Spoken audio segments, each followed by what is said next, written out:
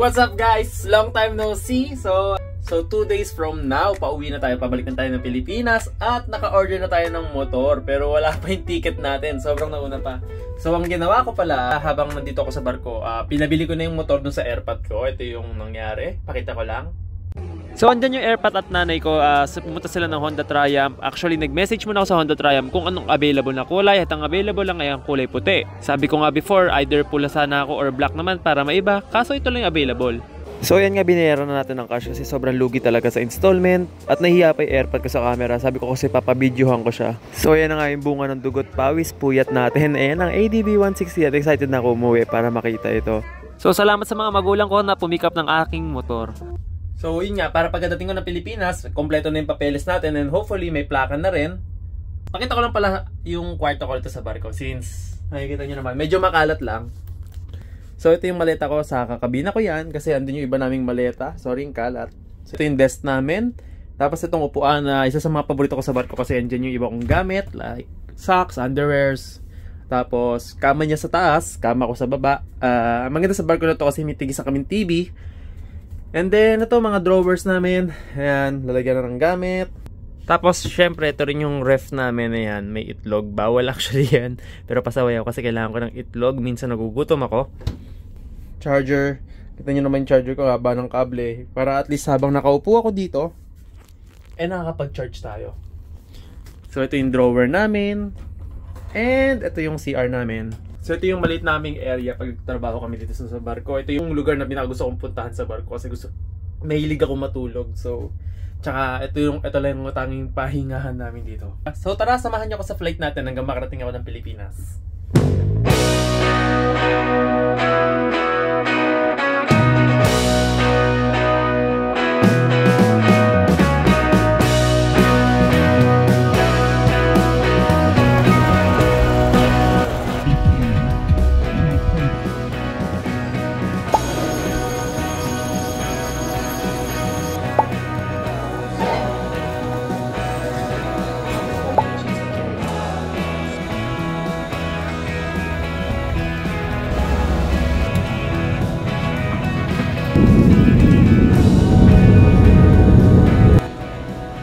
Welcome to Philippine Airlines. Mabuhay. Our estimated flying time is approximately 15 hours.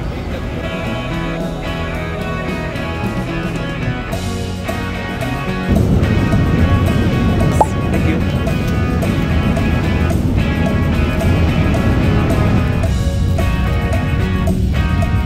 Mabuhay.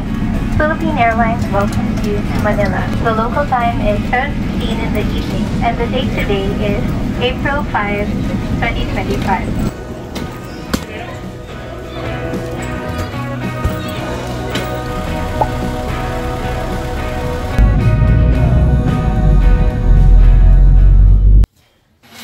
Hi guys, good morning! I'm back in the Philippines and we're back to our channel. Sorry, sobrang tagal ko nawala. Today is a very special day dahil alam nyo naman, makikita na natin si ADV 160 at babubuksan na natin siya kagabi. Kasi dito ako ngayon sa Cavite, dito dinala yung motor ko from Manila, Caloocan. Doon binili yung motor, biniyay siya hanggang Cavite kasi parang nakatago siya sa garahe namin kasi mas safe siya rito. Inom lang ako kasing init. Grabe. Kung ano yung lamig sa ibang bansa, ganun yung kabaligtaran ng init sa atin. Pero syempre, it's the best pa rin dito sa Pilipinas. Kahit saang sulok ka ng mundo, Pilipinas pa rin ang babalik-balikan mo. So ayun nga, kagabi, pagpasok ko, hindi ko na tinignan yung motor kasi gusto ko medyo surprise. Hindi ko pa talaga siya nabubuksan, hindi ko pa siya nahahawakan. Nakita ko na siya sa malayo pa lang, pero hindi ko siya tinignan talaga kasi dire-diretso ako pasok sa loob ng bahay. So ngayon, bababa tayo para silipin natin siya. Tara! Guys, tara, samahan niyo ako. Babayin natin si ADV 160. Excited na ako! Tara!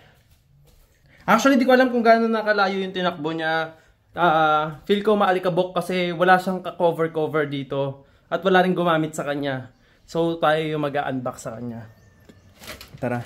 Nakikita ko na siya. Gusto niyo na ba siya makita? Eto na siya, guys. Pakita ko lang in 3, 2, 1. Tanan! Si ADV 160. Ano kaya magandang ipangalan sa kanya? So ako naisip kong idea na pangalan ko sa kanya ay Blanca kasi kulay puti siya eh. So Blanca. Actually dapat nga yung pangalan ng barko ko, yung huli kong barko, Ilma. Pero medyo di ko trip yung Ilma. Mas maganda Blanca. Para puti. Gawan ko siya ng review from In-N-Out. Kasi aaralin ko muna yung motor natin na to. Kakalikutin ko. Kasi hindi ko pa kasi talaga siya nagagalaw. Ito yung pinaka-stock talagang all-stock, mapalabas, mapaloob. Wala akong kinalkal dito. Kasi nakaraan nung may ADV 160 tayo na hiram, medyo hindi na kasi medyo nagalaw na kasi yun. Medyo may mga pinalitan. Ito wala talagang pyesa. Wala akong pinagalagay sa kanya. Pero habang nasa barko ko, actually nag-order na ako ng mga Shopee na ikakabit ko sa kanya. Actually minimalist lang talaga. Bala ko lang ikabit sa kanya yung mga kailangan talaga. Oo, sobrang gusto ko siyang pormahan, pero maybe tsaka na siguro pag nanawa na ako sa itsura niya. Ngayon gusto ko muna ma-appreciate yung itsura niya na pagiging stock lang. As much as possible, simple lang ilalagay ko. So gawa natin siya ng isang mabilisang 360.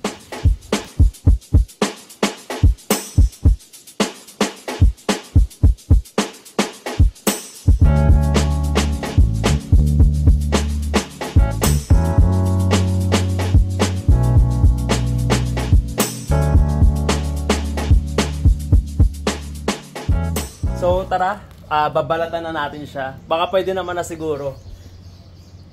Ready ka na ba, Blanca? In 3, 2, 1. Ten, ten, ten, ten, ten.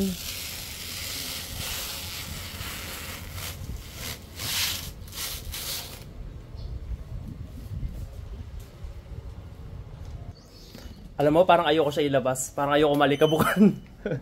Unang-una, gusto ko muna magpasalamat sa mga nagpahiram sa akin ng motor before ng ADB. Kay Dwayne, alam mo yan Dwayne, ilang beses mo ko pinahiram ng motor mo. Dati nanghihiram na ako, ngayon meron na tayong ADB na puti din. Kasi puti din yung una ko na try before. Kay Dwayne Castaneda, shoutout sa'yo. Salamat sa pagpapahiram ng motor mo before. Pinagkatiwala mo sa akin kahit napakamahal ng kuha. Alam nyo ba, ang kuha ni Dwayne sa ADB 160 niya noon nasa 180,000 kasi sobrang hype, sobrang mahal ng patong ng mga kasa. Ngayon pala sa ADV 160 nakuha natin siya sa halagang 168,900. 3 years registration na yun. So 3 years pa ulit bago tayo magpa-renew ng ating rehistro.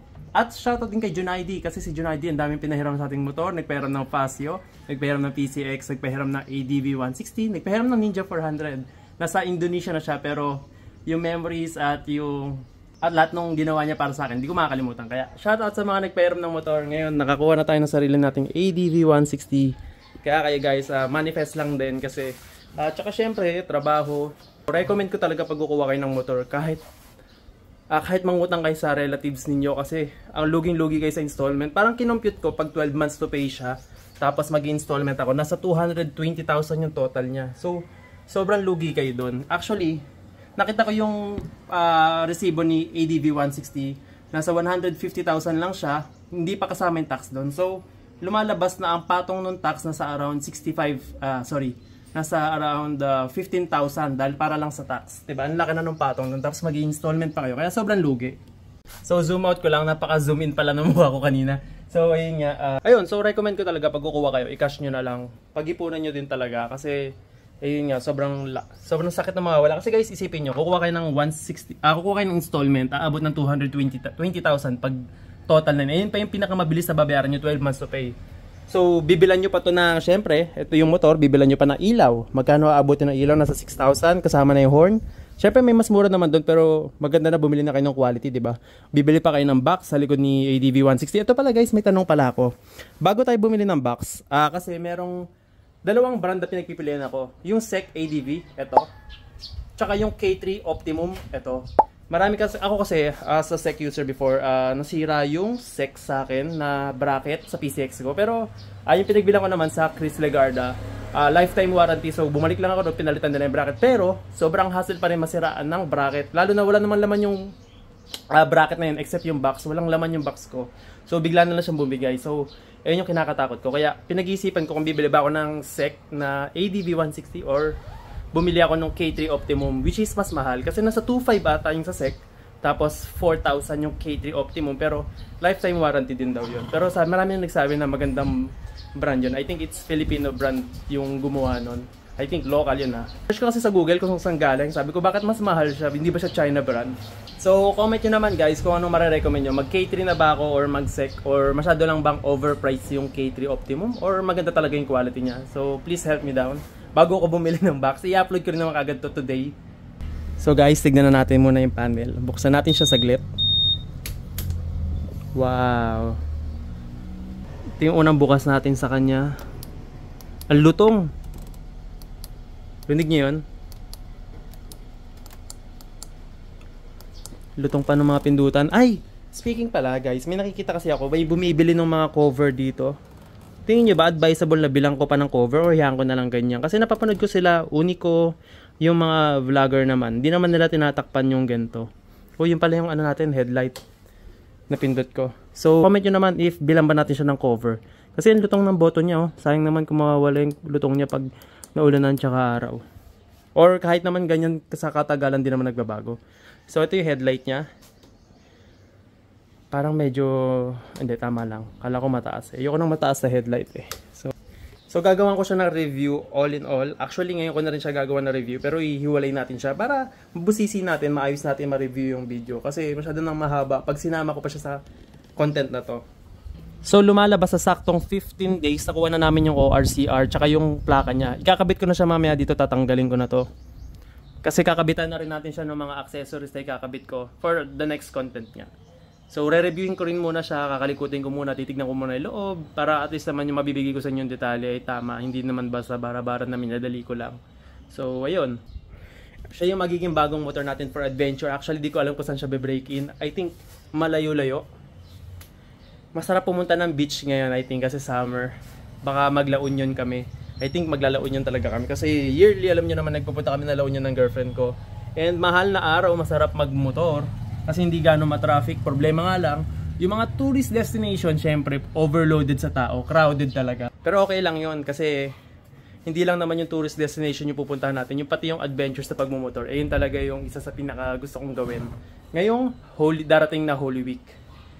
So guys, mamamaalam muna ako saglit kasi yun nga, re-reviewin natin siya. Abangan nyo na lang yung next video. Upload ko din kagad yun once na tapos ko ng kalikutin to, si Blanca. So see you guys on the next content. Salamat sa pagsama nyo sa akin. And nice to be back. Nice to see you again guys. Abangan nyo yung mga ride na darating sa atin. At bago pala matapos ng video na to, salamat pala sa mga nag-vote before. Pinagpilian nga natin yung CF Moto 450 MT at itong ADV 160. At naging majority na vote din ng mga subscriber natin kasi sobrang nakatulong din yung pag-decision ko kung mag-big bike na ba ako or mag-ADV 160. At gagawa rin tayo ng content about sa factor na pagpili kung maganda ba, practical ba maging mag-scooter muna or mag-big bike. Isa rin sa mga consideration na ginawa ko. Pinag-isipan ko talaga mabuti at may gagawin akong content din about doon. Babawi tayo sa mga video kasi ang tagal natin nawala. See you guys soon. Thank you!